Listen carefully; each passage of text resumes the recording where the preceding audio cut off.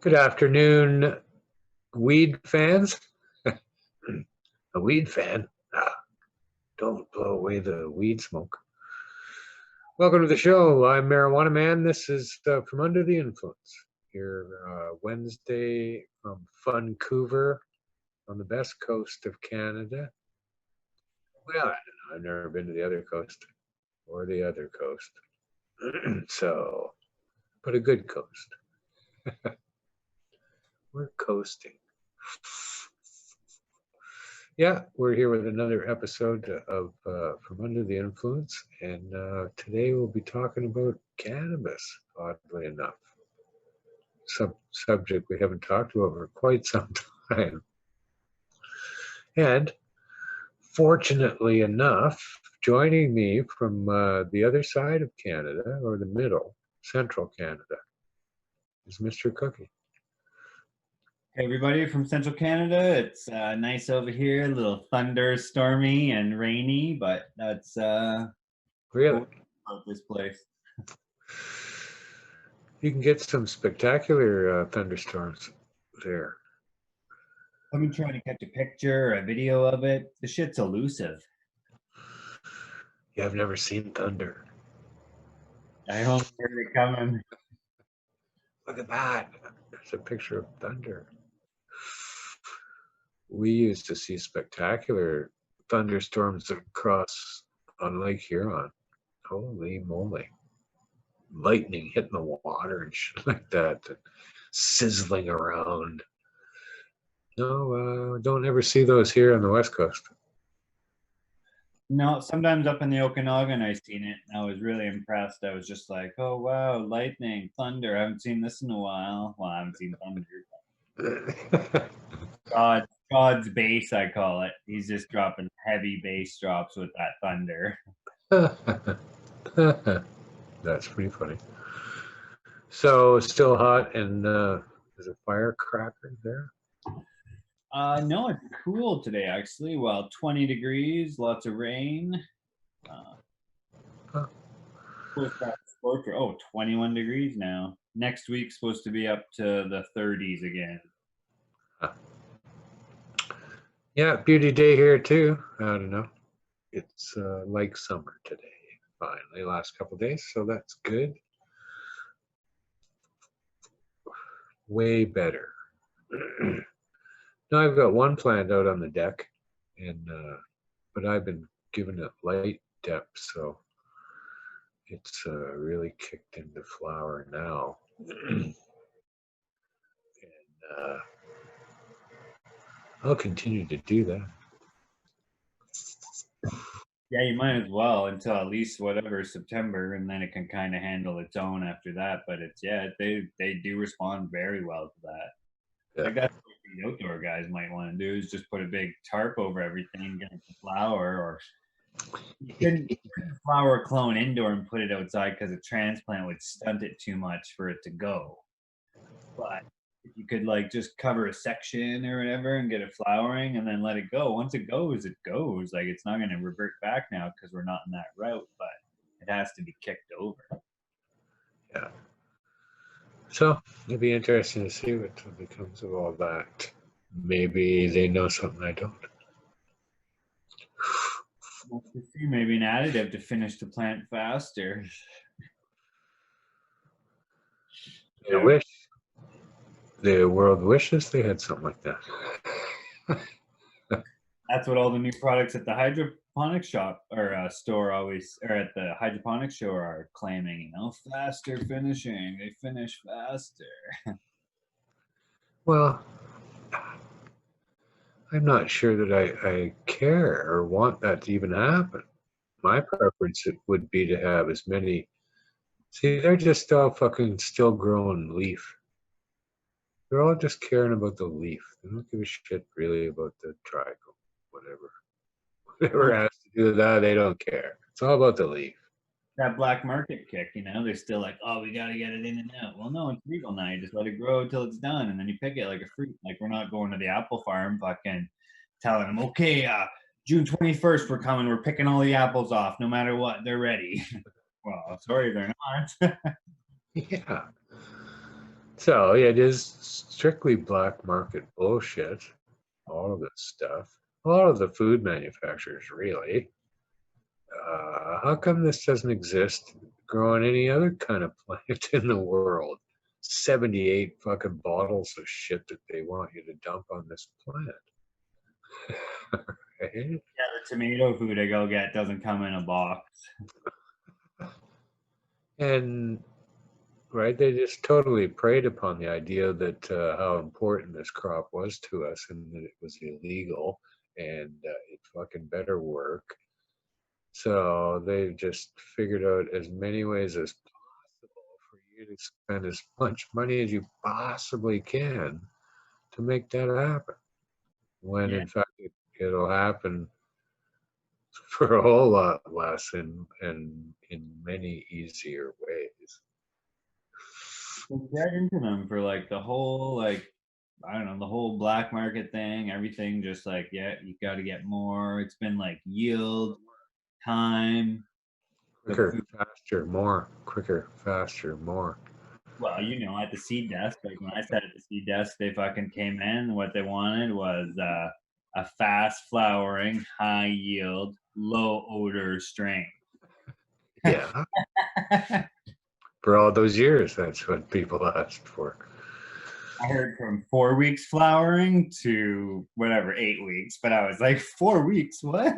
Well, there's no plant out there. 4 weeks. Oh yeah, my buddy. I'm like, well, you're buying a mature weed there, buddy. So, because of people desiring that, who wouldn't desire that faster growing plants, but no one was really willing to tell them that's not fucking possible. But here, I'll sell you this that'll make it happen. Because Well, you don't know anything about it, and how will you know even if it's fast? I like, yeah, try growing a plant without hardly any food and be like, shit, it grows fast. Well, yeah, it's a weed. Like it grows like a weed for Christ's sakes. Like it just needs some stuff sometimes, you know. Like Well, yeah. No one has really endeavored to determine how little food they need because, again, the crop was too important to make any of those kind of experiments. You don't want to underfeed your marijuana. You want it as big as you possibly can, as fast as you can get it. So you're never going to err on the side of too little in any respect. So we always err on the side of too much. We're not right. Right? How much? The intake of food by the marijuana plant is based completely on other things, yeah, right? how much It light. has to do with light, has to do with CO2, temperature, humidity. All Right? that jazz. Yeah, like All that today I jazz. had to give not tomatoes, cucumber plants, some nitrogen 20. I gave them some 20 because they were super yellow, and I was like, oh shit, you guys need something. Yeah, but See that's what probably right. Well, cannabis uses nitrogen quite rapidly because it likes to grow fast. But so, like, it has to do with all those other elements, like I say. Like, if you don't have strong lights, uh, giving them more food isn't going to fucking work. Right? If you don't have enough photons floating around in the fucking room, right? Compared to, air and these kinds of things providing CO2 to be able to that's use the light. that's like the processing cell, like it'd be like our protein in our body, you know, that could we use up there, and then we waste it. So there is a diminishing return, I suppose, with the amount of food that you give it. But I think by and large, we've been taught to way overfeed these plants just by manufacturers wanting you to buy more food and figuring out a way to even make more money by ripping apart what you actually need and selling it to you back in little bottles. Water it down and mix it up for you and be like, here you go, it's already mixed up. Just add some water to that jug. Add this much to it each time, where you could have had it in one jug for a reasonable price. So we're the only farmers that actually do that. Come up with all this food fucking nonsense to improve and increase and enlarge and engorge, and it was always in an attempt to fill, make it worth the fucking bedroom space, or the cops were coming, get as much as you can out of the bathroom. So, yeah, we flail around here pretty much a little bit when it comes to growing weed. We've become reasonably successful at it. I don't know by what measure is our success, because I'm not sure we've actually attained any perfection in growing this plant indoor all these years. Now, here's one thing that I've been looking at. John Burfellow and his growing show, they're on Fridays. He, the last couple episodes or whatever, he's pulled out a light spectrometer and is analyzing the light spectrum from different lights and seeing what he thinks is the best. Now, I don't know if Anil can put up any of those shots. Yeah, I put the one from the sun. Sunshot. Oh, boom. You can see that too, Cookie? Yeah, I like that. So this is, I yanked this from John's Facebook page or whatever. But this is a spectral analysis of sunlight outside John's place, sunny day last week. Now, you can see that it's a pretty big fucking solid block of energy coming at us. And the different colors here actually represent different wavelengths, different sizes of energy waves, really, is what's going on. So on the blue end there, the wavelength is shorter than it is on the red end. Now, the blue end, on this scale, there's numbers at the bottom of that little picture. You can't really see them, but it is going from, I think, 350. Is that what it says in now? 350, and on the other end of the scale is 800. Now, those numbers represent the size of the wave in nanometers, measured in nanometers. So at the blue end, it's 350 nanometers. At the red end, it's 800 nanometers. Now, plants plants use a certain light spectrum out of this to conduct photosynthesis.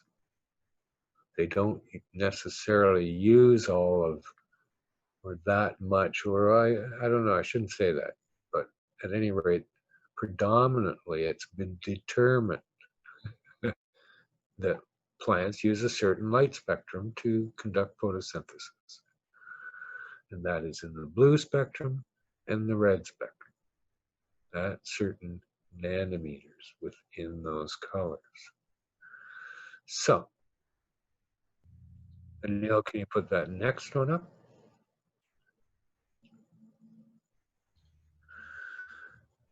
This is a little bit, oddly enough, this is not what this is, but it looks like the curve of photosynthesis. What in fact it is the spectrum of an LED light. I don't know which one, but it's one that John had on his show. But they're all fairly similar. And there's a spike in the blue, and there's a spike in the red.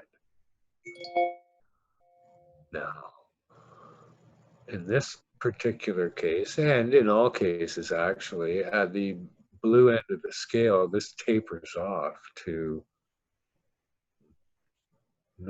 does not go below 400 nanometers.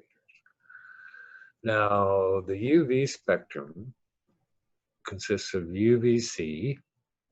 I can't remember the lowest number it starts at. UVC, UVB, and UVA.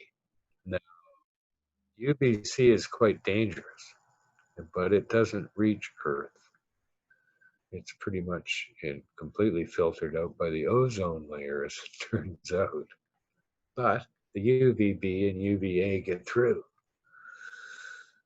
interrupted by clouds and rain and other things.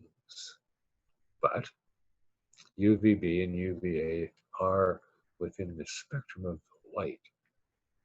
Anil, can you go back to that other picture? You can see here how the blue light tapers off in the sunshine photo. Now it's still fairly intense here as it comes off the graph. I don't believe the spectrometer here even measures below those nanometers, because visible light exists between 400 and 700 nanometers. That's the only light that we're able to see, apparently. So when you see a rainbow, that's the sunlight refracted through water, enabling you and I to see those actual colors that exist, or are there, or something. I don't know. But it looks like the graph. But you can see how it tapers off, fairly intently below 350 nanometers. There's a fair amount of UVB coming through to the Earth and is outside in the sunshine. Now, in this sunshine picture, there's some numbers at the top. I don't know what the symbol stands for, but it's the peak. That's the peak of where the sun is most intense at what nanometer. And this one is at 478. So you can look at the picture and you can see the light blue there is at the top of the fucking graph. So outside, that's the peak of the sunlight, which is damn good light for growing stuff. Now, if you look at the other picture, the peak is 663, that red spike, right? Which is interesting to me. I have no clue what it means, but obviously the red spike outside is strong enough to grow plants. And in fact, the light spectrum, it's fairly easy to grow plants with lights indoor, right? As long as they get the right spectrum. It doesn't have to be a spike of that spectrum, but as long as it's there, then it's intense enough to provide enough photons in that spectrum for the plant to thrive and grow, right? So, this is all kind of well and good if so what the light manufacturers are doing now, they're not full spectrum. They all keep saying they're full spectrum lights, but they aren't at all. They're just full spectrum of photosynthesis, or what they are considering that full spectrum to even be. If you look at the sun picture, photosynthesis, it'd be going on in that big block of light that's available to this plant. Right? It's not missing anything. Manufactured lights, missing stuff. Always making choices and determinations for something. Right? But I don't have a picture of the analysis of a high pressure sodium bulb. But I assure you that it is quite pitiful compared to both of these examples. And in fact, it is a fucking, but it is more of a block of the entire spectrum, given no UVB and the spectrum of light, right? So it doesn't have big spikes in different areas. It's trying to emit light to help you see so as much of the spectrum as they can. So it's interesting to me that these HPSs, metal halides, are never designed to grow plants, right? So they don't have the spike in the blue and the red, but they worked pretty well. Number of studies that I've run across recently comparing LEDs and the ceramic metal halides and HPSs. HPS would win hands down in all categories. Presumably, because even though the spectrum wasn't particularly fine-tuned for growth, the intensity of what it was giving off is enough. Really fucking intense. Sort of that full spectrum, wide bar of color. Yeah. So everything the plant needs is in that spectrum of light, in those colors of light, and it will choose what it wants anyway, whether you've decided to put it there, right? So interesting to me that now there's new technology coming out with these LED lights. It's kicking them into a higher gear in terms of their intensity. And as I saw on John's show, bless his heart, he's like a kid in a candy store, that boy. He's having so much fun with all this shit. But at any rate, he will show and tell you in terms of the growth of his plants which one he's liking, right? So that tells the tale at the end of the day necessarily. But I have to think about the other light spectrum that is being completely ignored from this plant. And I appreciate that, in the world, they do this to a lot of plants when they're grown for consumption. All greenhouse grown fucking food is denied UV light because it's dangerous to us. But outdoor tomatoes taste better than greenhouse tomatoes. I'm here to tell you. They do. And that's why. Right? Because the plant needs to defend against UV light, even when it's not flowering. Because if there's UV light, it'll get fucking sunburned if it doesn't defend against it. They wouldn't be here, these plants, if they couldn't, because they have to. It's dangerous fucking light waves. They could grow up like dry out plants. Yeah. So it's an interesting thing how the plants do that, and in some cases, I read that they do it by increasing the amount of phenols that they have present. It increases phenol production. So phenols and terpenes are the kind of the building blocks of cannabinoids, right? The spectrum of grow light is determining the manufacture of chlorophyll. Right? Not the manufacture, but is it? Yeah. Does it create chlorophyll? Or chlorophyll just uses it? But so it's all about light, though. So the plant, what does it do? It sucks photons into its leaf along with CO2. And then what? It fucking rips apart that CO2, doesn't it? Leaving oxygen for us poor souls to breathe. Something like that. I don't know. It uses it.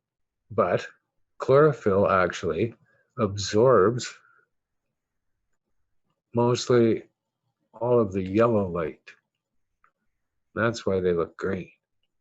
They reflect the green light next to the yellow. Use the blue light for chlorophyll production and the red light on the other side of the yellow for their photosynthesis. So most chlorophyll apparently is there to absorb light. Right? It sucks the light in and does the stuff with it.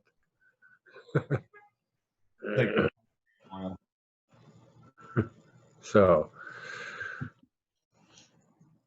and this defense necessary against UVB light. Now, trichomes, they are not a part of this photosynthetic process. They are part of a defense mechanism to ward off certain dangerous things in this plant. Its life and plant is a seed, is its whole purpose. So even though we deny it the capability of growing a seed, it's still, this is fucking ingrained in this plant to produce trichomes to protect itself against insects and fucking the wind and fucking deer, and everybody works on everything except us. We're the only ones that go, wow, that's weed. Bring that to me. I want it. Where the herbivores go, no thanks. Don't want it. But that's why it's producing these things. And one of the defenses it is producing these things for is a defense against this UV light. And it's not getting any in the greenhouse. It's not getting any in your grow room. The very reason that we want to have this is being denied to the plant's purpose of even manufacturing. And it doesn't have UV its whole time, its whole life inside. Not on the leaf, not making extra phenols, ready to fucking slam into more trichomes to defend against what it already knows is a high rate of UVB light.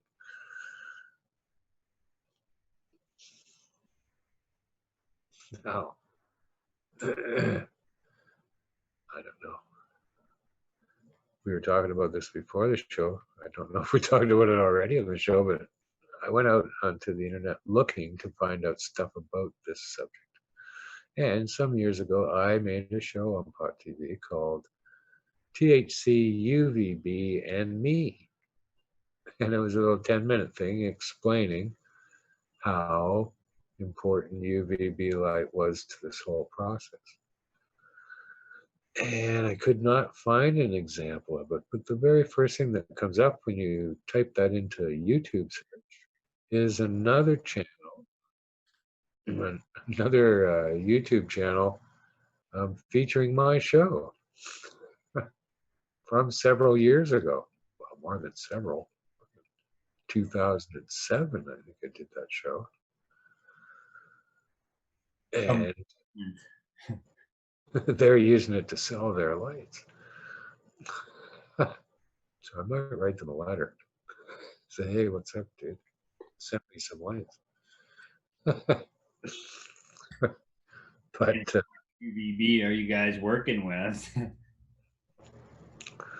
but what I had discovered all those years ago was that, and part of the reason that THC is produced is as a defense against these UV rays, and quite probably bluer rays than UV, I would have to suspect are involved in this as well, because we still get lots of THC indoors, even though we don't offer them any UVB light.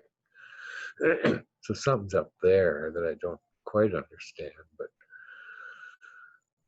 since the plant is using this as a defense mechanism, when I happened to look at a world map of UV concentration, I noticed that it was only in the places where good weed comes from. What we call high THC producing cannabis comes only from these places in very high UVB conditions. And it made perfect sense at that point how the difference of those plants compared to other cannabis sativa and or ruderalis or whatever around the planet, they evolved in those places, creating more THC to ward off more UVB light. And it couldn't make sense to me otherwise when I saw that. Oh, I get it. So how come we're not offering them any indoor? It made no sense to me even then. It still doesn't. And we're very arbitrary, us humans. What we decide is the best. Well, and it's mostly because everyone's afraid of UV, UVB, UV anything. They're just like UV. No, no, no, no, no. Yeah, not for me. No. No. Yeah. Well, that's exactly right. And that's why none are emitted. An HPS light bulb generates a fair amount of UVB light, but it just doesn't make it through the casing. It's the glass that's the enemy here. Right? Same with the glass in our windows in our homes. Right? There's no UV light coming through them. So we don't know that. Is it because it's not within the visible spectrum at all ever to know? But still, fascinating shit, this electromagnetic spectrum we have at our hands. But it would stand to reason that you will cause the plant to manufacture more THC if it needs to. Right? It's up to the plant, not up to me, but if it needs to. So you go higher UVB, you would have to think would increase the amount of THC. That's Off, yeah. So I don't know. I'm itching to try it one of these days. And I don't know. We try to figure out too much shit here, right? We're just fucking bored growing weed. Like I say, it works pretty well. So that doesn't mean that it couldn't be better. Couldn't be, right? How could we ever know? Very few people have engaged in this UVB. There's a few. There's a couple manufacturers, California Light, I can't remember the name of it completely.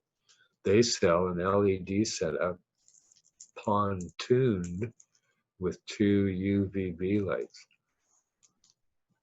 In my mind, that'd be the way to go. If in fact you don't use HPS. I think these days you can get equal growth from LEDs for less heat and fucking hydro. Yeah, he's been showing us that with those Elias specs on the road there. Jesus. The HPS is a tremendous amount of heat. Right? You got to deal with the heat from these things because of the wasted fucking energy of the intensity from that bright. You got to be so fucking hot.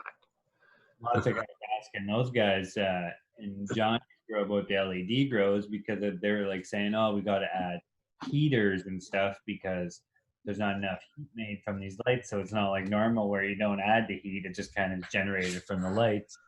Yeah. And well, could you put like soil cables or heated beds, you know, just to give that root zone the heat that it wants? And I don't know if they really need it. Yeah, I don't know about that end of it too much either. Like you said, it's generally not a problem in your room because of the lights that you have, right? So Yeah, and they're using up like in theory, the LED lights, if they're running at a higher efficiency or whatever, the plant should use up more food, use up more water, should dry out like just as fast as the HPS. But I always was associating the drying out with the heat in the room because it was so goddamn hot all the time. well, that could easily be part of it too, right? Yeah, I don't know. I looked up the weather in Mazar-i Sharif the other day, and it was, well, 101 degrees Fahrenheit,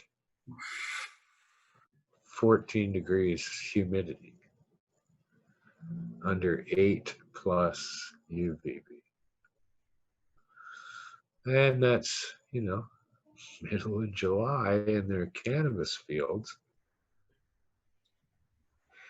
Cannabis, it has become known to make some of the finest hashish in the world. So, wonder how that happened. Because of those conditions. Only. Really. Yeah, perfect weed, and then it made the perfect. Yeah.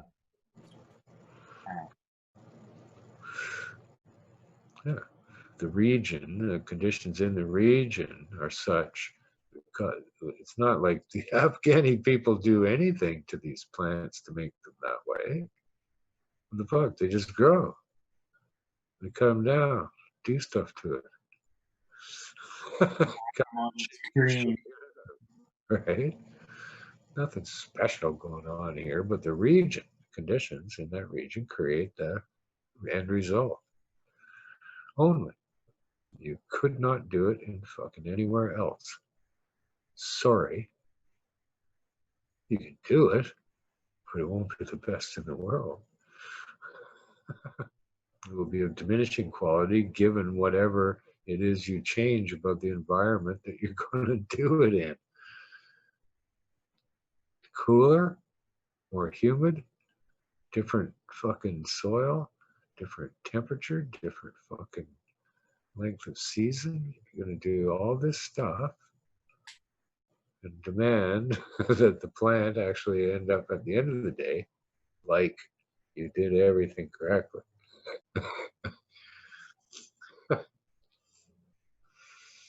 So I don't know.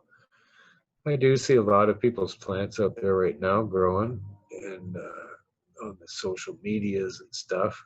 I don't very often see the pictures in the fall of the weed that they grew, oddly enough. They show me tremendous plants, green leafy plants, but I never actually get to see the buds that they grow on them. But depends. Depends where outdoor grow show this year. Come on, guys, let's see those fucking frosty buds.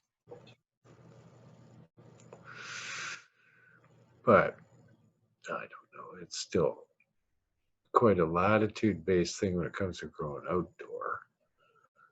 But people will eventually get on to understanding the nuances of how light plays a role in this. There's no chance that UV light isn't to be involved here. You want to grow weed? Come on, the fuck? Why would you deny it, that aspect of light, when you then would have no clue what it does with it when it gets it? Right? Gets it outside. It's getting it out today in fucking Afghanistan. And what it's doing, in my estimation, is creating more trichomes and filling them up with more cannabinoids to defend against that. Yeah, well, I think Johnny showed a picture of a cloudy day, and it was still full spectrum across, wide bar, but Yep. maybe not as intense. I want to say it was half as intense, which, would make sense by looking outside. Oh, it's not as bright out as yesterday. Yeah, I saw that one too and noticed it. Yeah, same spectrums there, but not the intensity. There. So you can imagine what his reading would be like if he was standing in a pot field in Afghanistan. That would be the reading I would like to see. Next time I go to Morocco or something, I'll be like, I just got to see what the UVB and shit is up here. Well, I don't think anybody fucking. It's hard to get exact readings of shit. The UV index is not a good calculation of how much UV there is in the Yeah, region. I think they're just guesstimating, on the safe side. They want to err on the side of caution too on that. So they're like, oh, it's this. When meanwhile, that's probably not that. Well, they don't. The UV index is a warning to us as to how long it will take our skin to burn. It's not really a measure. They could give me a fucking measurement, but they don't. But it would be good to know these things. I think that's one of the. If you're going to make a choice in a grow room to do anything, I think it would be to look into that, adding that spectrum of light to the mix, because it's going to be better for your leaf to prepare for growing more fucking trichomes at the end of the day, right? And it's just natural. It's not a weird thing to do this, in my estimation. It's just because we're afraid of it. Turn those off when you go into the fucking room. Yeah, don't be in. Right? Just don't have them on when you're in there. Now, I don't know how this translates to a football field size thing with somebody's got going on there. That's a little tricky. But still, yeah, use them. Use them at wait time, I guess, or whatever. Like there has to be something. Wow. You can actually measure. There are tools to measure these things, how much UVB there is in a fucking space. I don't have one of those spectrometers, but maybe John, I don't know if it does either, but I'd be curious, because it's true around the world where cannabis comes from. And quite frankly, it doesn't come from any place else that isn't on that fucking same scenario. Weirdly enough. Right? Like, weirdly enough. Out here, fucking Thailand, all through Southeast Asia, all through India, all through fucking, the northern part of South America, all up through Mexico. Egypt. They're all the same, right? To a lesser degree into the hash making regions of Lebanon and fucking Morocco, but still, they're in the fucking crankingest, highest UVB there is. And virtually all of these places exist in high mountains, even fucking closer to the sun. and as intense UV as you can get. And that's where cannabis comes from. So, right? True. Only. So what could my conclusion only be? That is the reason why it's like that. And of course, we as humans decide, wow, it doesn't need it. Don't need it. It don't need it. What do we need that for? Well, it's funny too. It's like, yeah, they don't need it. We don't need it. But it's like the corn. The corn sits out in the field all day long in the hot beating sun, and it, if you grew it indoors, it probably need it because it's that's part of its thing. It's just out there. Like, So yeah, so there's a few things I don't quite understand if in fact any of this is true. And one is, how are we able to make high THC producing cannabis in the first place indoor if we're denying it that light spectrum? There must be a number of other things in play here to determine a little bit about that, I would have to think. It's giving us a certain amount of trichomes and THC. And apparently, if you were actually to believe what's being told, has increased fucking astronomically, the amount of THC in these things since we've been growing it indoor. Now, all this shit is done so as a defense. I'm not too sure what at the end of the day what this does to the plant. It's not, for all these years, cannabis has been grown over and over and over again and never being threatened by anything. Huh? Like, what the fuck? It's right. We're not threatening it with any of the things that we know that it's creating these trichomes full of the delicious cannabinoids we want. Right? We know why it grows them to. And then there's no deer, there's no fucking bugs.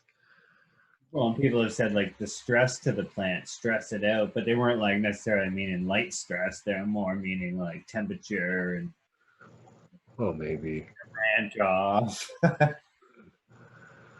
maybe that is what causes it to be as good as it is. I don't know. It'd be interesting to figure it out. I don't really care.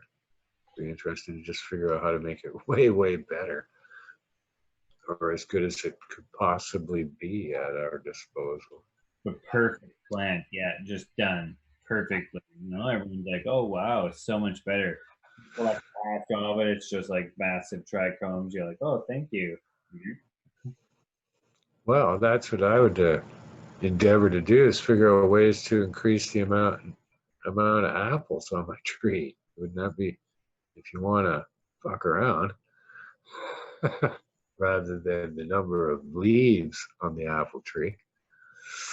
Yeah, like strawberry field, you want to have so many per square meter, not so many per fucking 6 feet. Like pack these berries in. And you'd like them to be a pretty good apple that's ripe in time for the end of your season. They don't. They ain't going and getting apples from fucking Afghanistan to grow here. Well, they don't have any apples because they don't grow there. But it's for a long time has made perfect sense to me that that's the scenario here, and I do believe, and I've seen with my own eyes, an example of somebody introducing UVB to their plants, and it was fucking dank. The weed, you could tell as soon as he put it on the table. You went, oh my God, you can tell from here. This fucking shit is dripping with fucking resin and trichomes.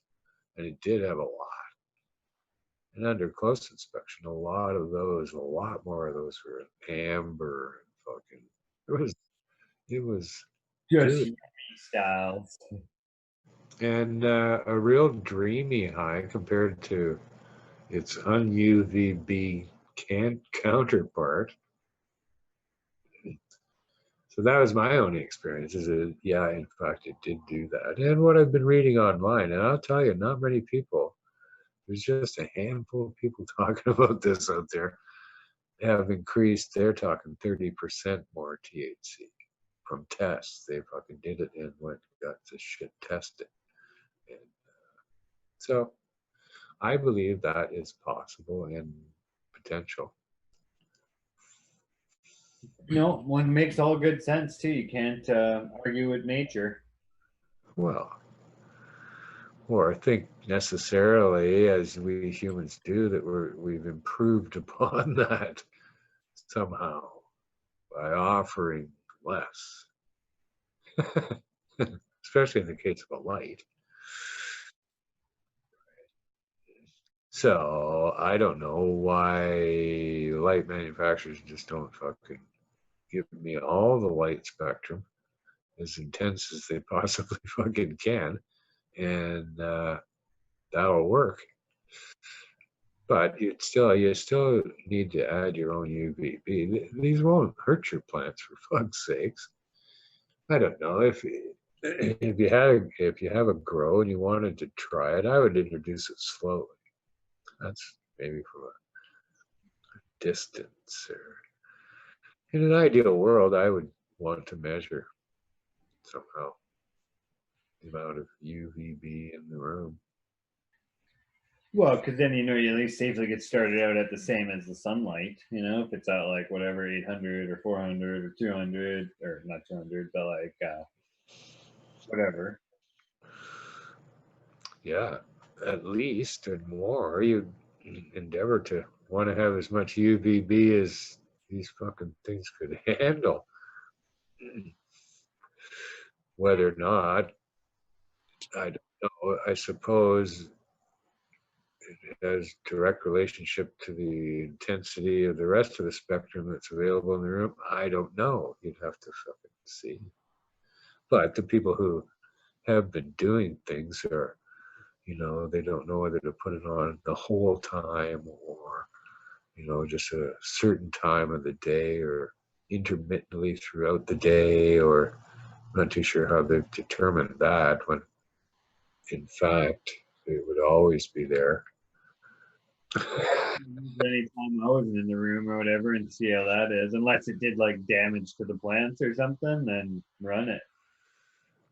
But since the plant is, I don't know what this has done to cannabis, to have grown these, denying them all this stuff that they don't. I don't know how that would change the plant. So,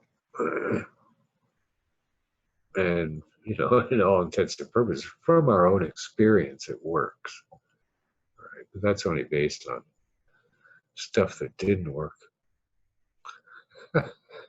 as well. I do believe there's tons of room for improvement here with cannabis. We shouldn't stop looking, and we shouldn't necessarily assume that what we've come up with during Prohibition is correct. Yeah, but necessity isn't what necessarily the plant might have wanted.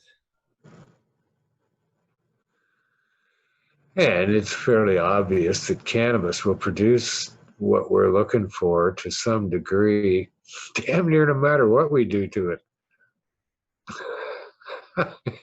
People have grown weed in the most precarious, unusual, bizarre, inconvenient, fucking every condition, every place, because we wanted it, right? We desired cannabis, so everyone would try to grow it somehow. Right? Whether it was in your yard or in your shed or in the bush or fucking in a Pepsi bottle or a milk carton or in a fucking eaves trough, we would do anything. We'd fucking figure out any way to do it, and everybody did, and it worked. Worked. Yeah. parents are a good example. Last year they grew 4 plants in their backyard, and they were watering it. They're in like massive pots. I'd say like 20-gallon pot, 15-gallon pots. They were watering about a quarter of a 5-gallon bucket in each pot every couple days. So they never actually got a full soaking, really, you know. And then like they grew great. I was just like, that's pretty good. So it's fairly robust plant, but I suppose if when you look at the places where it comes from predominantly, they're fairly severe conditions that it's facing, which is in fact why it evolved to be the way it is for us to enjoy. Now, some of the stuff that I've read about, oh, guys, they're still so skeptical. I won't try it, but they're so skeptical that this would even be true, right? Now they also contend too that potentially, if you're going to do this, it will, yes, it'll increase the THC, but it'll reduce the amount of CBD. Good. I don't like a lot of high CBD unless I'm looking for that. Yeah, that's what I thought. Yeah, duh, that's what I want. Now, high THC cannabis is fucking extremely low in CBD already. This is not part of the equation, quite frankly, when it comes to high THC cannabis. It has like 0.03% fucking really tiny numbers of CBD, most of it, if it, in fact, any. Right? I don't know why this is, what the difference is, but I think CBD, it's all very fishy. No botanical reason why this plant has all of a sudden started raising its fucking amounts of CBD. Why is it doing that? Why did it do that? Doesn't make any sense whatsoever. Oh, that's all the hemp had the high CBD at the beginning of all this, and then now they just looked for like higher marijuana strains. But like, really, why was the hemp producing CBD? Well, I'm not too sure why that is either. Hemp, lowland, but it still, right, needs to defend against. But I guess just developed over years to not use THC as much. It has to have some, but it doesn't seem to be predominantly like you could grow a high THC cannabis plant right next to a hemp field. At the end of the day, you get high THC marijuana on your plant, and they wouldn't have high THC on theirs. What the fuck's with that? I don't get it. Yeah, same spot, you know, like side by side. It's just, yeah, that one plant's like, no, I use CBD or whatever, maybe for everything else instead of THC. But I have to have a small amount to make everything else work or something, and vice versa. Well, how come the hemp doesn't need as much THC as the one right beside it is going to produce? Like botanically, from the plant's point of view, what the fuck's going on here? I don't know. I really don't know that difference or why it's like that, other than evolution at different conditions. Perhaps they were all the same at one time, and the ones left in these special ecosystems at certain conditions, similar conditions, all developed into those kind of plants that would be replicated no matter where you plant it. There'd be those kind of plants. Yeah. So that's all I can see today on the steps up in fucking Tibet and into Mongolia and shit, where they actually are claiming the origins of cannabis. Yeah, not too sure about that. At any rate, all you ever seen grown there in terms of cannabis was hemp. No high THC producing marijuana comes from that region. Not now. Maybe in fucking prehistoric times or something. But never has. There's not the right conditions for it at all. But they got hemp. And lots of her, yeah. So So I don't know. But very specific regions did end up with cannabis producing, high THC producing cannabis. the lucky ones, I call those. Yeah. And the drug war and prohibition fucking ravaged it. But so it's interesting to me how, see, like the fucking Hindu Kush Valley is at like 36 degrees north latitude. Now, that's San Francisco-ish. So, what are you going to do about that any further north than that? And that would be San Francisco-ish at fucking sea level, not at 8 to 10,000 feet, not 101 degrees, not 8 plus UVB. So, you got to figure the plant from Afghanistan is going to be way fucking better than the one I'm going to grow outside here, anywhere. Measurably, you get a hot, dry atmosphere going, you're going to do better. But I don't know. It's unfortunate that prohibition forced us to have to buy outdoor weed that now people think was a thing we wanted. Yeah, we just did it because it's easier to get the space outdoors, easier to sort of hide. It's, while it's not on you or whatever, on your property, it's just away. So.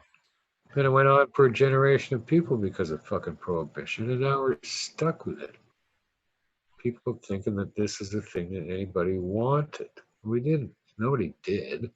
Just got used to it. I wasn't out going like, you got that outdoor? Like, I all the outdoor, but I'd smoke like a joint or two of it. But that was it. I was not like, oh shit, I'd like to buy a couple ounces of that, please. I'd be like, oh, can I get a few grams or a quarter? And then like smoke a few joints and be like, oh, that's nice, But it's not like I'm like, oh, right on, like the indoor that you want all the time.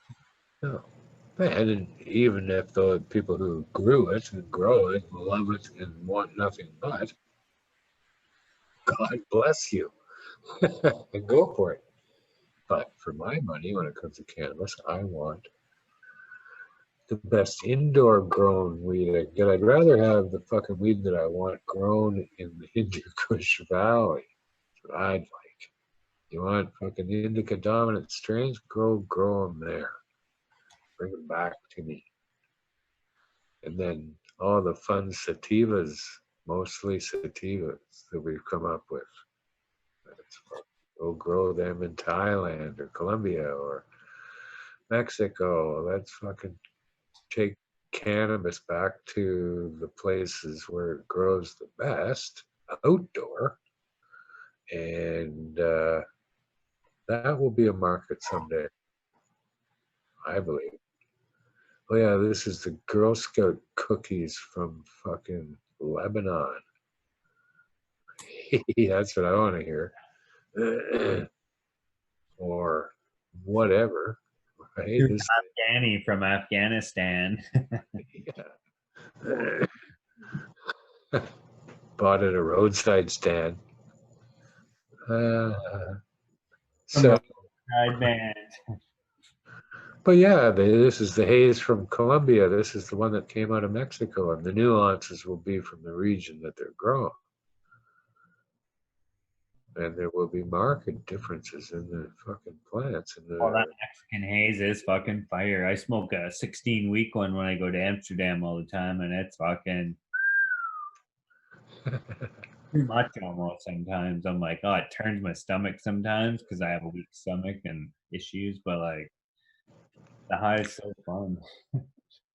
So I don't know. I'm not a wine drinker, but I'm not too sure that the wines that are produced here in BC are, I don't know, like they're still able to produce some pretty good wine. So it's not quite the same, I guess. You can get mature grapes to make your wines here, right? But you can't get mature cannabis. Well, I don't care what you say. It's just not. Maybe in the Okanagan you can, and those where if they grow the grapes, because the grapes take long. Oh, Grapes. they ain't grapes, right? So I don't know. We have settled for less when it comes to outdoor. So still, you go, oh, this was grown in an Okanagan vineyard. You go, well, okay, well, it's outdoor, BC outdoor. So see ya. So I don't know. We have been totally influenced by prohibition in that respect. I do not believe otherwise it would be a fucking thing because it ain't as good. Really. We've developed things indoor that have surpassed the quality of outdoor weed every time. And again, that's fine if you want to fucking grow your weed, outdoor weed, and smoke that. That's up to you. But for indoor, let's fucking get dank about it. Let's get down to the UVB. Well, it's a good place to start. But that's all nature. That's when people say nature, it's doing its thing. That's its thing. We just take credit for so much around cannabis. But for all of it, really. Look what I did. Ooh, I Look at that. my cucumbers. I'm like, look what I did. Well, really, I put some dirt and then I put a hole and I put the plant in. Then I watered and then I picked off a fruit and was like, oh shit, look at this. But I did. Yeah. And in most cases, if it's not cannabis, you kind of do the least you possibly can. I go by and give the friggin' cucumbers a kick because they're hanging down now and just telling me, hey, you better grow proper. Where they But can't, I'm like, oh, cannabis, oh.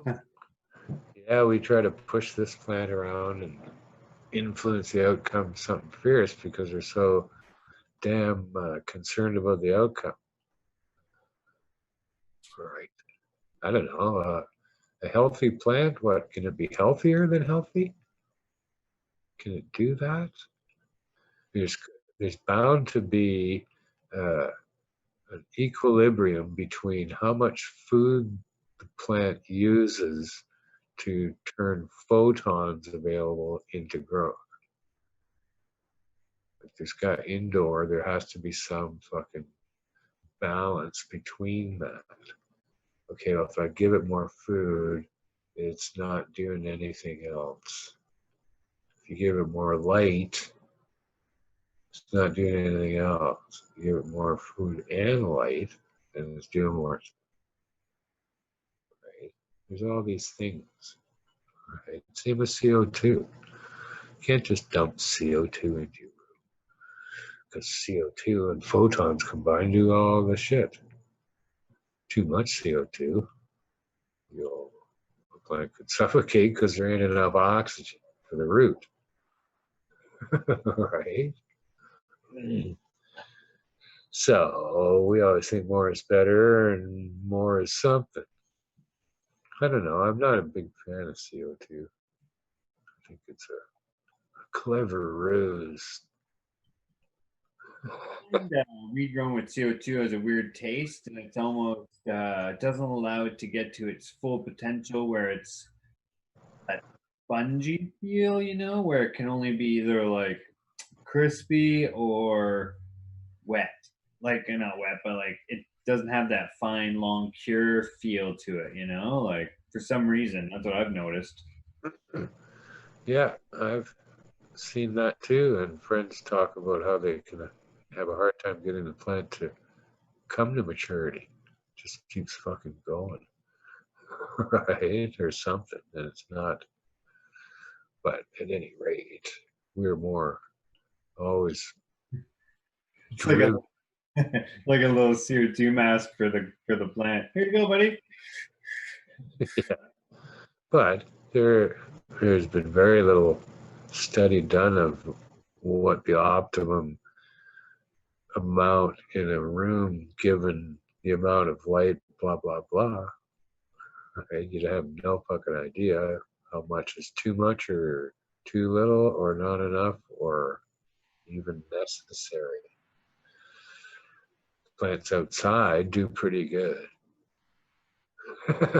Right, in ambient CO2 somehow. Yeah, the outside's only like I think 300 or 500 parts per million. I forget what we tested when we used to run CO2.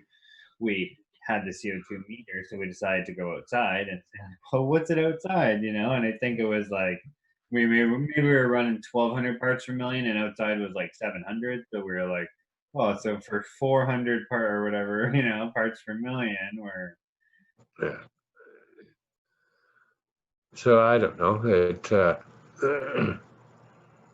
Much to be discovered, I gotta say. So go discover. mind you, that was about like 15 years ago air, so that was older air. Now it's probably a lot less. Older air. Probably less CO2. Probably now, yeah, more shit going on in the world, you know? I bet today we tested, it's only like 200. I'll be like, oh. I was out in Surrey the other day. Low CO2 out there. Oh no. I was stunned. We were driving through a neighborhood, kind of lost for a moment, so drove through a couple streets. I've never seen so many fucking cars. There was 5 cars parked around every house on every fucking block and more, with RVs and trucks and fucking boats and like the unbelievable plus cars parked on the street and 5 fucking cars per house as you went down everywhere and you went, oh my god, I've never seen anything like it. So I don't know, probably a fair bit more CO2. But I don't know. I find the cannabis plant fascinating as I see and discover even still stuff. And one of these days we'll get around to testing all this out and seeing how it all works. So, what else? What? CSU fucking raiding 10 places in Victoria? Canadian or Cannabis Safety Unit? The fucking pigs. Grr. Defund the Cannabis Safety Unit. Defunded out of existence, for Christ's sakes. Yeah, the unsafe cannabis unit because it's not safe for cannabis. That's for damn sure. Oh. And it's a fucking PR game. Goddamn government continues to want to associate cannabis with danger only so they can continue to have the prohibition against it. Fuck. It's like the only reason they opened the restrictions in BC is so the cannabis safety unit could go back to work. Probably. No, it's a fucking waste of course, it's a waste of money. And if we are in a time frame of asking and suggesting that the police be defunded, this would be a damn good place to start. The Cannabis Safety Unit, Community Safety Unit, fuck you. So, you know, they just want to give this impression that it's dangerous, right? So if you create the community safety unit, which has safety in the fucking name, community safety, right? This is what they do. They've just inferred that cannabis is dangerous enough to have this thing. This is what they've done with legalization from front to back here. Really, the Canadian government has presented it to go along with their idea that it's dangerous, and have gone overboard in many cases to reinforce that. That's why it's packaged to look like a drug. That's why it has warnings. That's why it's childproof. That's why it's hidden away. That's why the stores can't look like cannabis stores. It's to give this impression of danger and reinforcement of their lie that it's a public health and safety issue. It's so fucked. And they can't lose. The government cannot lose with this approach, because cannabis there's no evidence that it's a health or safety issue or risk. So it never will be. And at the end of the day, the government said, see, all the things that we did worked. We provided exactly what we said we were going to provide, health and safety. I fucking hate it.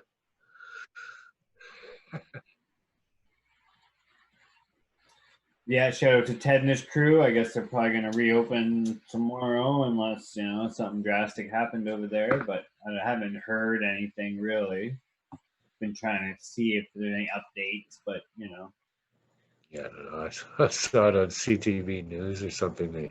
In the print, they said Ted Smith plans on opening on Thursday at 4:20 p.m. Nice. And I laughed. Yeah, 4:20. So yeah, it's fucking sad. Still with this nonsense. So I don't know. The fucking legal world of cannabis is falling apart. Yeah, you can't even get any cannabis legally. I don't think it's just all done now. They're like done with that, I think. Yeah, we didn't know we had to grow cannabis. See ya. No, fucking canopy growth laid off a whole bunch more people. Hundreds and hundreds have laid off. They're all fucking cranking down to what? I don't know. But it's fucking sad. And I don't know. Retail. Lots of retail. Every place they're reporting, every place it's even looking at licenses. Every fucking place in Canada they report where somebody's gonna open a cannabis. I saw the thing at Ted's too. The community safety unit put the big red fucking seizure sticker on the window. Yeah. And it got me to thinking, where have I ever seen that before? My whole life, I've never seen that before, ever. Not one crime that was committed anywhere was given a sticker on the fucking window to say what had happened. In fact, if it was happening near where I lived and I went over and said, hey, what's happening? And they go, none of your business, keep moving. You go, but wait a second, you're going to put a sticker in the window saying that you confiscated cannabis? Again, this is part of the fucking display. It's required if it's dangerous, right? The general public good. Every day, cannabis seized.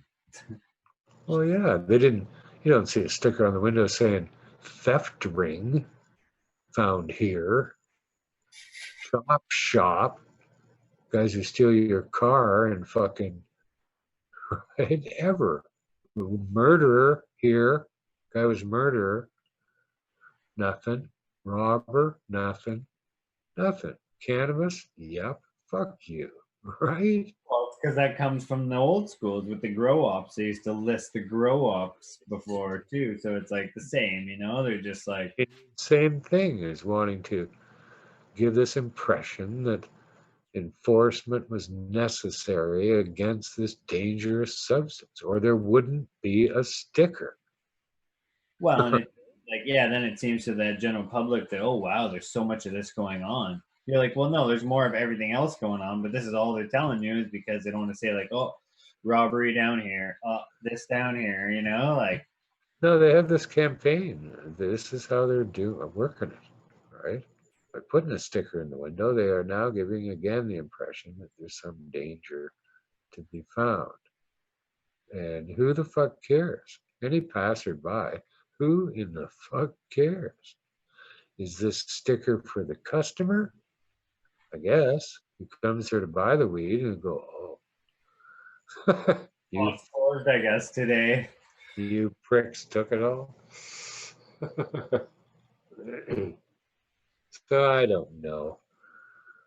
All this bluster about defunding the police, I'm not too sure. They better fucking carry through with it. Some places are, apparently, in the States. They have much more fucking get up and fucking do shit than Canada, though. We don't do too much, really. Well, I don't have a stupid cannabis safety unit there either, else they'd probably defund that first. Wasting a couple of Victoria cops, too, to help them do it all. No defunding going there. Same number of cops there was before. Right? What a fucking bunch of dorks. Very hard to maintain social distancing though, so they shouldn't be doing this right now. Yeah. Well, they should social distance themselves out of fucking existence. Yeah, just be like, no, COVID made us close up the cannabis safety unit. Enough's enough. It was an essential item. Blah blah blah. Sorry about that. Oh no, it's just too fucking complicated. And because simple little plant, but wildly complicated, that can only mean one thing. It's fucking dishonest, the whole thing, all the way through. Is how that works. Yeah, the more complicated it is, you go, there's a reason for that. So it's fucking ugly the way they approach it. They still approach cannabis in Canada as they did the day before it was legalized.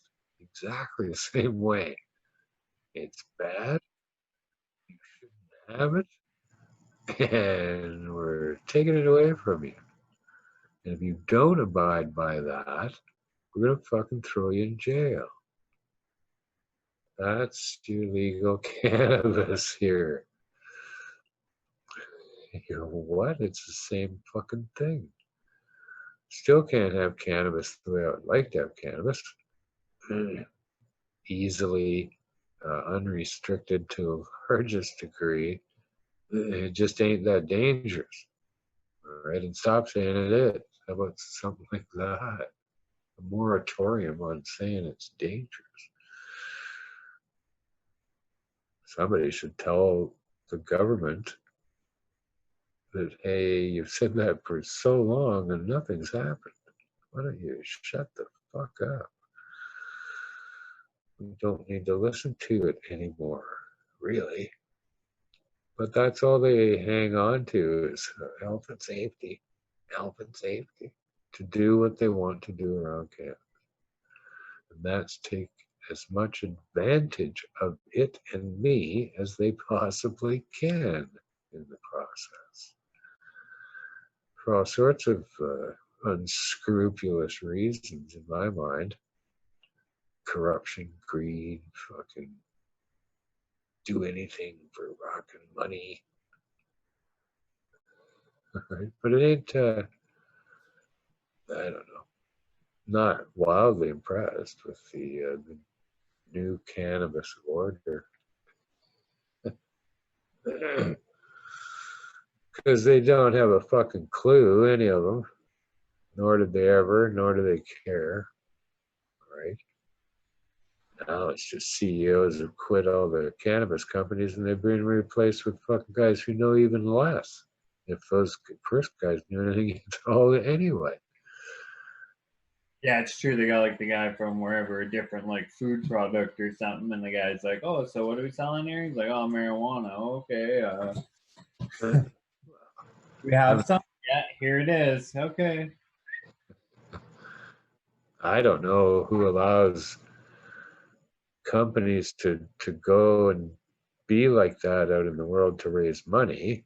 Like, I appreciate you raising some money to do stuff, but to what they allowed cannabis companies to do and not ever having to live up to the promises that they made.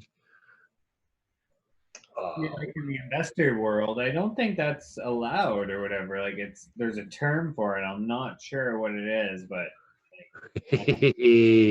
Ripping me off. Well, if I'm going to claim that I've got this plan to create this much marijuana, oh, and we just bought this other fucking arena over here, so we got that even more. You should invest in me because I got even more now. I got even more now. I got even more now. And then all of a sudden, what? They didn't. They didn't do anything with any of it. And then all the people lost their money, I guess, except anybody who sold anything to them, anybody who sold them Tokyo Smoke, something like that. yeah, Right? Tokyo Smoke made out good. They didn't have to do anything really, and they made out good. 250 fucking $1 million they paid for that. It was nothing. Yeah, that was a nothing. They didn't even have weed. They barely had a name. Like they didn't have a product. I don't think. I don't think they had anything. Like a fucking lifestyle they were trying to sell or something. Here, be a Tokyo Smoke. If I was an investor, I'd kind of want to know where the fuck did all the money go? Where's my money gone? Well, And it now, was all this. It was all this. We had stores and ideas, and we had ideas in stores and stuff. And now, we're all of a sudden, fucking millions of dollars, billions of dollars later, these people are reporting losses. I don't get that. So yeah, it's all falling apart for them, it would seem. Apria, what the fuck, and Aurora, did I see? Or talking about joining together. yeah, And I think Aurora, that's what it was. Yeah. I didn't read the story. I thought, here we go. All right, they'll just get down to two here in Canada. Well, if you have two half penny stocks and then you put them together, then you get like over a penny stock, so you're good. Like Yeah, you get to make much twice better. as many pennies. No, it's far too late to enter into the cannabis game to lose your money. You had every chance to lose your money before.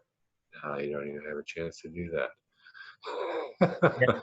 golf pros here. He asked me. He says, "What should I invest my money into in the marijuana business?" And I said, "Like right now, nothing." I said, "I don't really know unless you have a new invention, a new product that's going to change the both markets, black market and illegal markets." I said, "There's not really anything to do, like." Yeah. Oh no, there's nothing. No. I said So more like science and stuff, I guess, would be like the best choice right now. But other than that, I said, I don't know. Like everything else is just bullshit. So it has been so far. They've not been able to come anywhere near their projected amount that they were going to produce. You go, well, bang, you're dead in the fucking black market. well, or even It wouldn't have lasted a week. yeah, they couldn't sell even the stuff they have. So I think that's also a factor. Well, yeah, shitty weed or no weed, and you go, who cares about you then? See ya. Come back when you got good weed or some weed. Right? Don't come keep asking for money when you haven't got any weed. You haven't earned any reputation to deliver a fucking thing. How, Well, how in fished in were these people in the stock market? their business plan, I know that there was probably some shadiness going on because before they were allowed to be like on the stock market and stuff, and even allowed to sell marijuana, they were allowed to kind of produce it on the medical level. But I think they all kind of knew that the legalization was coming. So they had a stockpile of all this weed in those fucking warehouses. So when they had investors, they were like, "Oh, look at all our weed." They're like, "Yeah, we never had to sell any yet. Yeah, yeah, no, it's good, it's good. Yeah, yeah, it's all good." And then like if one of those investors would have been like, "Let's crack open one of these," like if he knew anything about weed, been like crack open a bag and been like, "You're not gonna sell this, are you? You know?" Or Oh no, it's they don't really care about the end consumer. We're not part of the plan. Doesn't matter. We're a projection. We're a pretend number to lure somebody to give them money to their company based on me buying this weed. Fictitious me buying this weed. well, they could even been like, even shadier and just took all the trim and vacuum sealed it in a bag and put it on the shelf too, and just walk by them and like, oh, look at that full shelf, $10 a gram. There's 1,000 kilos in a bag or kilo in a bag. There you go. It's 10 grand. There you go. 10, 10. Oh, millions of dollars. Like Yeah. So I don't know. We'll see what all flails out, even from the retail side of stuff that's going on out there. What Second Cup, some big coffee chain in the East, they're all switching to cannabis stores now because their parent company is fucking fantastically rich. like a weed company or something. I was just like, they said it like Second Cup's sister company, the whatever blah blah blah weed company, and I was just like, what? No, I think like Second Cup's the main company, and then they had this one after. But like, Their parent company has created Hemisphere Cannabis, something like that. Oh, and they're going to guide you through, what the fuck did they say? Guide you through your cannabis purchasing journey. nice. I need that. And I thought, what do you mean purchasing journey? Is that it? The purchasing journey? Yeah, here's the weed. Here's how much.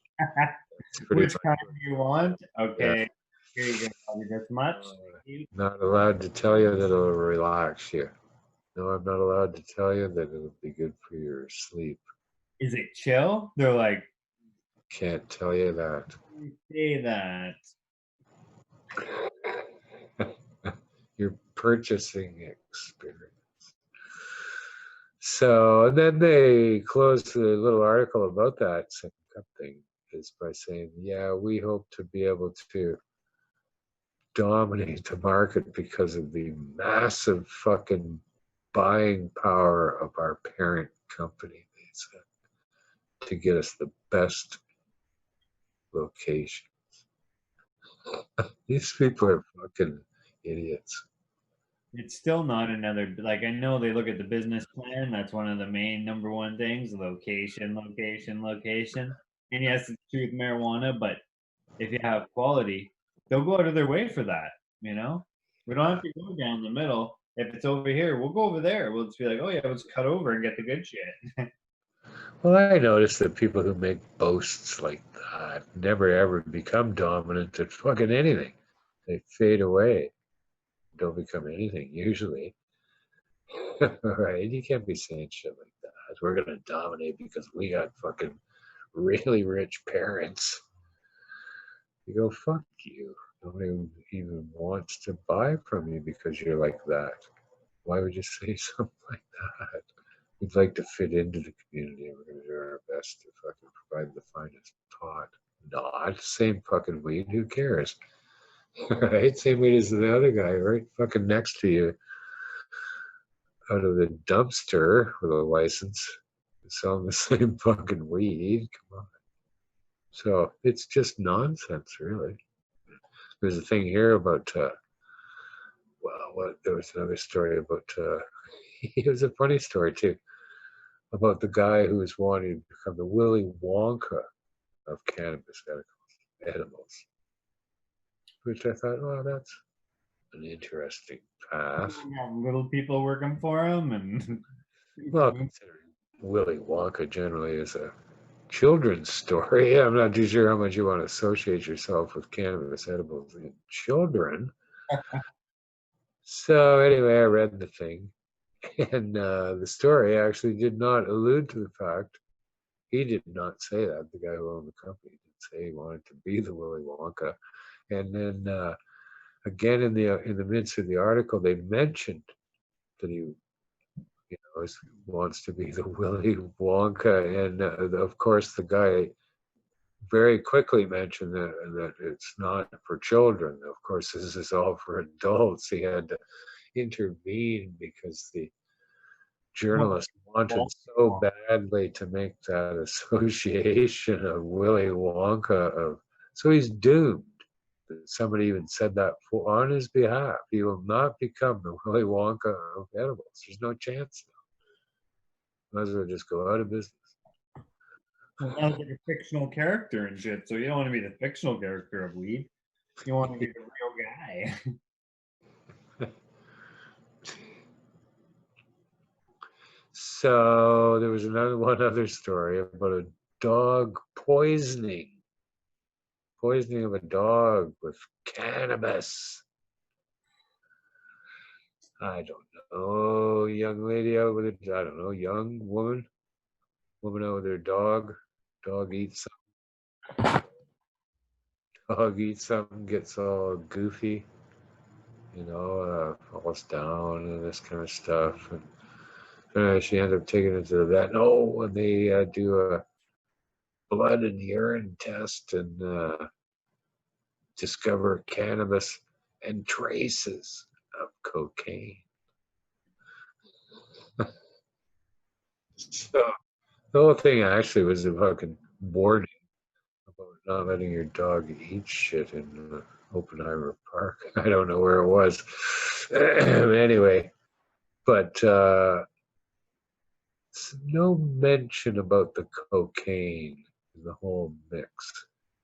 Oh, the vet has noticed the increase in dog poisonings, he kept calling it. Dogs are being poisoned by the cannabis now that it's legal. Anyway, no mention of the cocaine. Going, hey, gee, Stacy, how come your dog's cocaine in your dog's system here? What? The dog ate all this at home. She was just sitting there.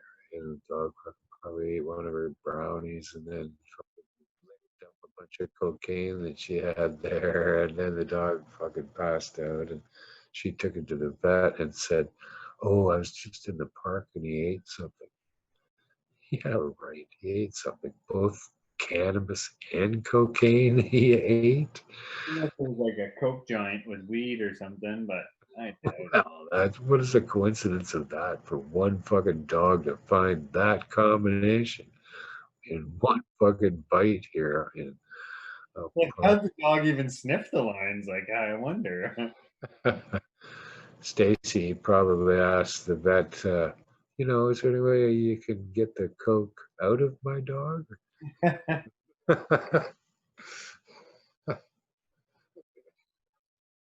Poisoning the dog.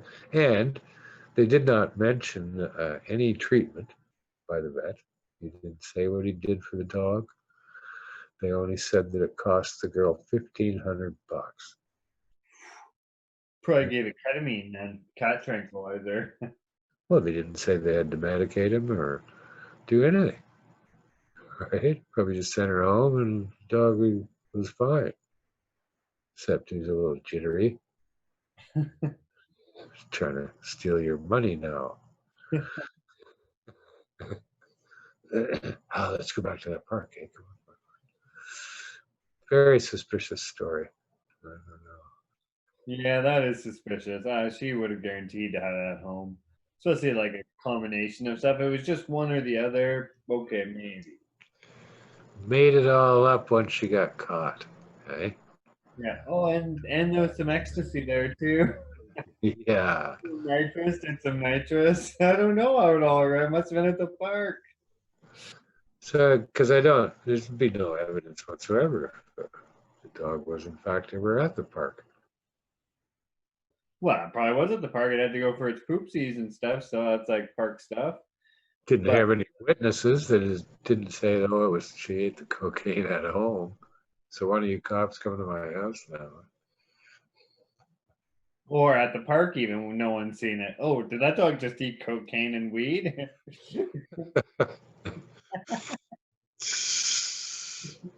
Yeah, I think it was doing lines off the park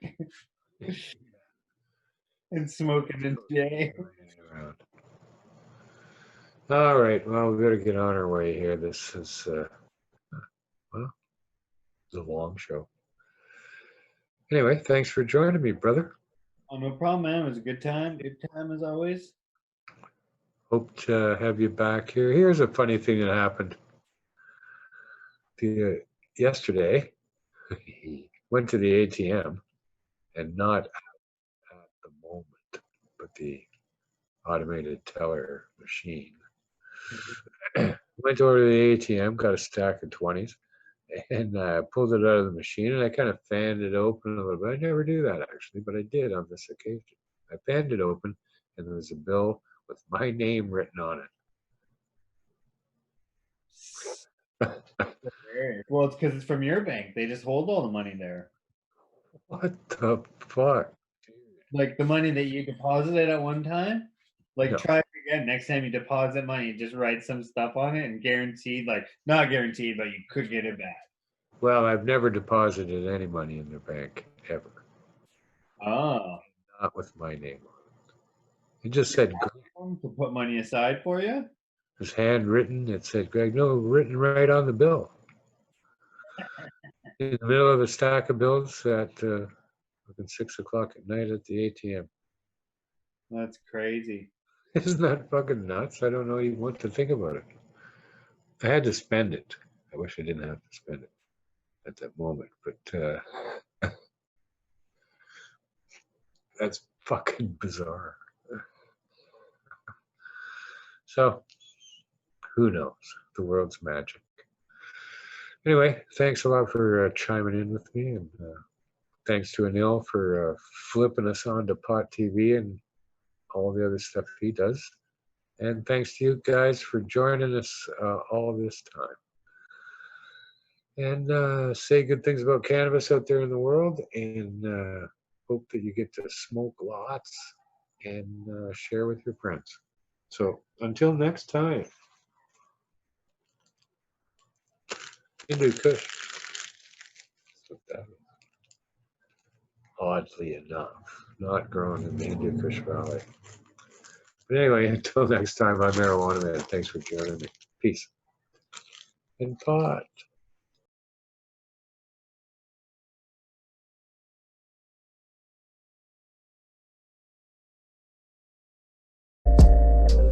Hi there, welcome to the 420 Lifestyle Show. I'm Carly Marley.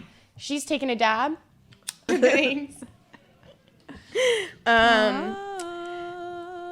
We can play the Sick Moose video. Oh yes, Sick and Moose video. Let's play the Sick and Moose video.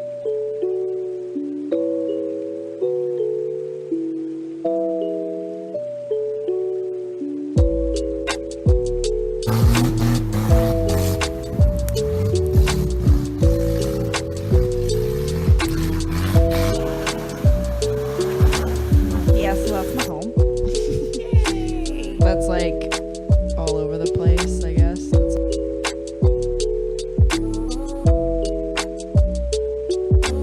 It helps the speaker lead his audience into the scene he describes. Oh, I'm rolling up By the creating fattest an joint I imaginary could possibly fit in this paper. Perfect. If it was any bigger, it would explode.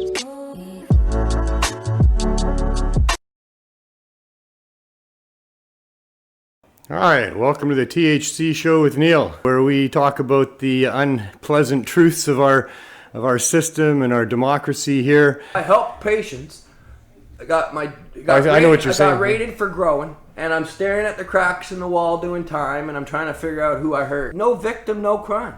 And we look for avenues of hope and ways that we can change some things. As you can see, there's a lot of people and there's a lot of care packs that we're handing out there. I am not a criminal. Wow, look at this. Right, Hey, it's 420 for sure now. Got you. And I'll be back next Tuesday for another episode of THC, Truth, Hope, and Change. Go about changing the world as best you can, and while you're doing it, just have as much fun as you can. Thank you.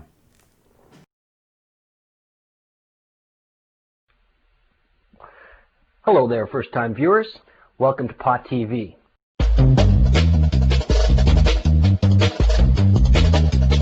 Welcome to Pot TV. Let them go! Let them go! Let them go! Let them go! Let them go! Let them go! It is only now, once we've reached this point of critical mass, that I could really tell you the story, because that's the interactive nature of the internet. Pot TV is an internet video-based site. We've had over 6 million shows watched. We get about 10,000 shows watched a day. Shows on growing marijuana, medical marijuana, politics of marijuana. And at that time, most magazines or books revolving around marijuana were prohibited literature. From cookbooks to grow books, books about the cannabis culture, mushroom books, even psychedelic books. The mass injustice being done where millions of people in this country are being scapegoated, having their rights and their property and their leisure time and their privacy and their freedom of movement all stripped away from them. And they pulled me off the line, they pushed me down and put me in handcuffs, and they locked me in the patio. This is what it's all about.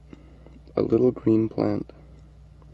You, the taxpayers, are being asked to subsidize a war on a little green plant. I know it's scary and difficult and frustrating, and politicians are a fraud. Try and change that and be a voice of truth. For many, many years, decades. In 2001, Canada legalized marijuana for medical purposes. Pot TV news flash breaking story, July 9th, 2003. I became leader about 9 months ago. You have how many locations and how long have you been serving the people of the community for? Well, I started in 2004. Because as long as you're not hurting anyone else, as long as you're not causing any harm, then why should you be dealing with police or prisons or agents of the government? A former DEA agent and author of Powder Burns, Cocaine Contras and the Drug War. In the media often, and the media reports uncritically all too often. I saw this video and I was like, whoa, man.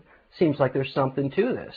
Join me weekdays on Pot TV. We're going to be doing a new show here on Pot TV. On Pot TV, Inspiring Our combines poetry, music, art, video clips, and photographs with a variety of interesting guests who are involved in the medical cannabis movement. It comes on air at 4:20. Cannabis indica or Indian hemp. It was tasted by the priests on sacrificial occasions.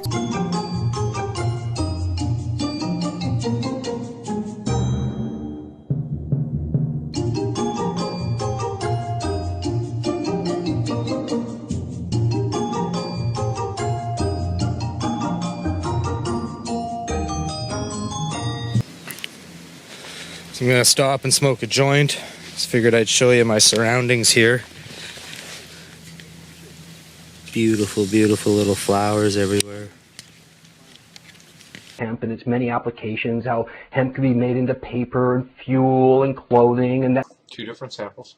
Now these are the same cut, grown in the same room with 2 different soil mixes. As a line diagram, okay, and this is a cross-section of a bract. Now on some of these plants too, there's something called pre-flowers that form. Sometimes 8 to 12 weeks into the veg cycle, you can look 3 or 4 sets of branches down from the top. Hey, wait a second, I'm not just smoking joints. I'm talking. We need real cannabis dispensaries. Many, many patients who use cannabis as a medicine need access. You're taking the medicine away from sick and dying people. Let's overgrow the government. Let's have more marijuana than they can ever stop.